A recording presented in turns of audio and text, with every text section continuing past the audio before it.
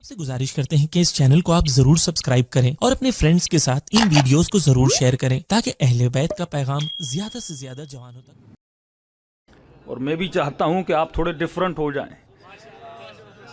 मैंने भी कोई 11-12 साल उसी स्टाइल में मजलिसें पढ़ी हैं, लेकिन सवाल ये है कि हम अभी कहाँ पे खड़े हैं।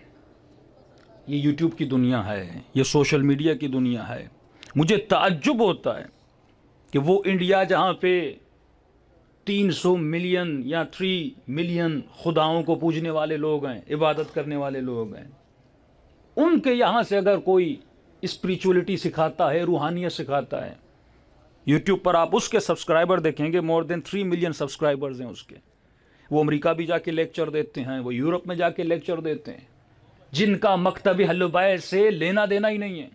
वो दुनिया को सिखा रहे हैं कि रूहानियत क्या होती है, स्पिरिचुअलिटी क्या होती है, सुकून की जिंदगी कैसे गुजारी जाती है, जिंदगी में इत्मीनान कैसे हासिल किया जाता है। और इतनी नेमत और इतनी रूहानियत खुदा ने हमें दी, जो मेडिटेशन, जो रूहानियत, जो सुकून, जो दुआएं परवरदिगार आलम ने हमें दी कि अगर हम हंसना भी चाहें तो फ़ज़ाइल अहल बैत हैं, अगर हम सोचना भी चाहें तो अक्ल की गुफ्तगू अहल बैत में मौजूद है, अगर हम रोना भी चाहें तो मसाइब अहल बैत मौजूद हैं, अगर हम खुदा से कलाम भी करना चाहें तो सहीफ़े सज्जादिया मौजूद है। वो कौन सी चीज़ है जो मकतब अहल बैत में नहीं है, लेकिन हमने कितना महदूद कर दिया अपने मकतब को कि हमारी आवाज़ उस दुनिया तक पहुँच नहीं पा रही।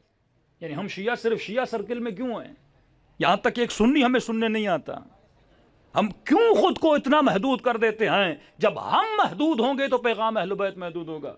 लेकिन वो इंसान जो हिंदू है, उसने हिंदुइज्म के पैगाम को कितना बड़ा फैलाया, पूरी दुनिया में उसका पैगाम जा रहा है, मसीह से सुन रहे हैं। तो हमें थोड़ा अपना सर्किल बड़ा करना होगा। कि मैंने किसी मजलिस में कहा था कि मन अहयाहा फकअन्नमा अहया अन्नास जमीआ, ये कुरान की आयत है, जिसने एक इंसान को जिंदगी दी गोया उसने पूरी कायनात को जिंदगी दे दी। यानी खुदा आपको एक बड़े सर्किल में ले जाना चाहता है कि जब कार खैर करो तो ये मत सोचना तू एक को हिदायत दे रहा है, बल्कि ये सोचना तुमने पूरी कायनात को हिदायत दी। अब इस आयत की मफहूम को थोड़ा समझाना चाहता हूं। ये देखिए, इंसान जब दुनिया में आता है, जवान होता है, एक हदफ बनाता है, एक मकसद बनाता है। मसलन किसी ने कहा मुझे डॉक्टर बनना है, डॉक्टर भी एक इल्म है। किसी ने कहा मुझे इंजीनियर बनना है, वो भी एक इल्म है। किसी ने कहा मुझे साइकेट्रिस्ट बनना है, ये भी एक इल्म है। लेकिन सवाल यह है, बेहतरीन इल्म कौन सा है जो थोड़ा बहुत आप मजलिसों में आकर लेते हैं? लेकिन बेहतरीन इल्म की कुछ निशानियां होनी चाहिए। मुझे कैसे पता चले बेहतरीन इल्म कौन सा है? आज एम यह होता है कि वो इल्म हासिल करो जिसमें सबसे ज्यादा पैसा मिले। यानी हम डॉक्टर बनते हैं फाइनेंशियलिज्म की वजह से, ज्यादा पैसे मिले। हम इंजीनियर बनते हैं क्योंकि उसमें पैसा ज्यादा है। तो हदफ इल्म नहीं है, हदफ पैसा है कि ये इल्म हासिल करूंगा, ज्यादा से ज्यादा अर्निंग होगी, ज्यादा से ज्यादा सैलरी होगी। और किसी को कहिए मौलवी बन जाइए, मौलाना घर का खर्चा कैसे चलेगा? मस्जिद के मौलाना की तनख्वाह 10 to 15,000, एक डॉक्टर की तनख्वाह 70 to 80,000। डॉक्टर किसको शफा देता है? जिस्म को। मौलवी किसको शफा देता है? रूह को।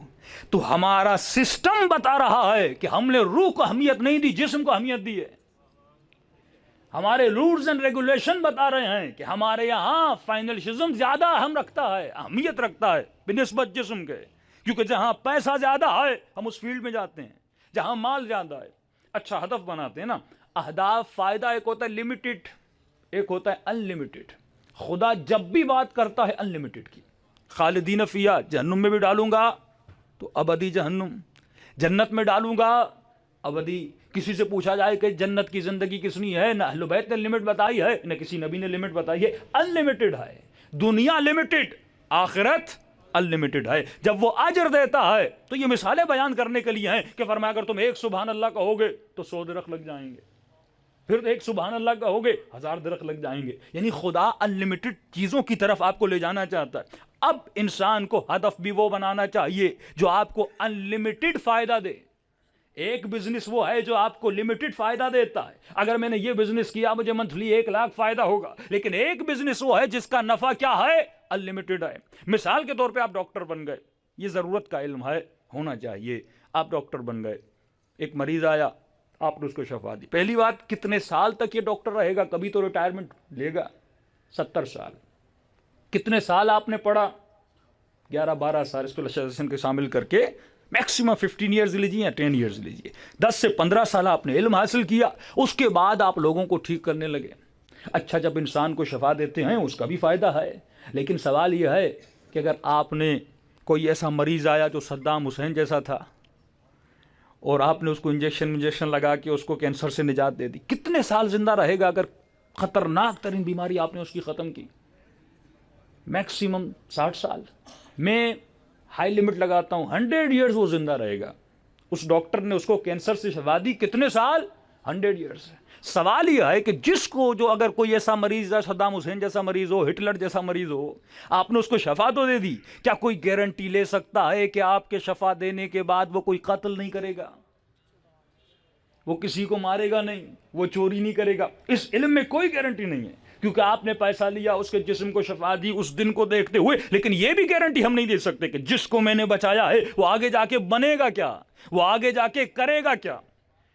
اب سوال پیدا ہوتا ہے, 100 سال آپ نے اس کو زندگی دی, اہل بیت کس چیز کی طرف لے آنا چاہتے ہیں؟ فرمایا ایک علم وہ ہے, اگر تم کسی کے وجود سے نفرت کو نکال دیتے ہو, اگر تم کسی کے وجود میں محبت کو ڈال دیتے ہو کہ بعثت لأتمم مکارم الاخلاق, ہم اس لیے مبعوث ہوئے تاکہ لوگوں کے اخلاق کو اچھا کر دیں. میں نے کسی کی شوگر ختم کر دی, میں نے کسی کا کینسر ختم کر دیا, لیکن وہ گھر جاتا ہے بیوی کے لیے تو وبال جان ہے, کیونکہ اس کا اخلاق اچھا نہیں ہے. میں نے اس کے بیٹے کا بخار تو ختم کر دیا, لیکن اس کے ادب اور اخلاق کو نہیں بنایا. وہ علم جو اہل بیت علیہم السلام دینے آئے, وہ تربیت جو سیدہ اس معاشرے کو دینی آئی, وہ تربیت انسان سازی کی تربیت تھی, وہ شفا انسان کے روح کی شفا تھی. اور قرآن کہتا ہے اگر تم نے جسم کو شفا دی یہ 100 سال کی شفا ہے, لیکن اگر تم نے کسی کے اخلاق کو بنا دیا تو فرمایا دنیا تو کہے گی اس نے ایک کو شفا دی ہے, میں کہوں گا فکأنما احیی الناس جمیعا, اس نے پوری کائنات کو ہدایت دے دی. اور اس کا نتیجہ جو ہے, اگر دنیا میں کسی مریض کو شفا دیتے ہو اس کے 60-70 ہزار ملتے ہیں, لیکن اگر تم ایک انسان کو اہل بیت کے راستے پہ لاتے ہو, فرمایا یہ زندگی 60-70 سال کی نہیں ملے گی, مرنے کے بعد خدا تجھے ابدی زندگی سے نواز دے گا. صلوات پڑھے محمد و آل محمد.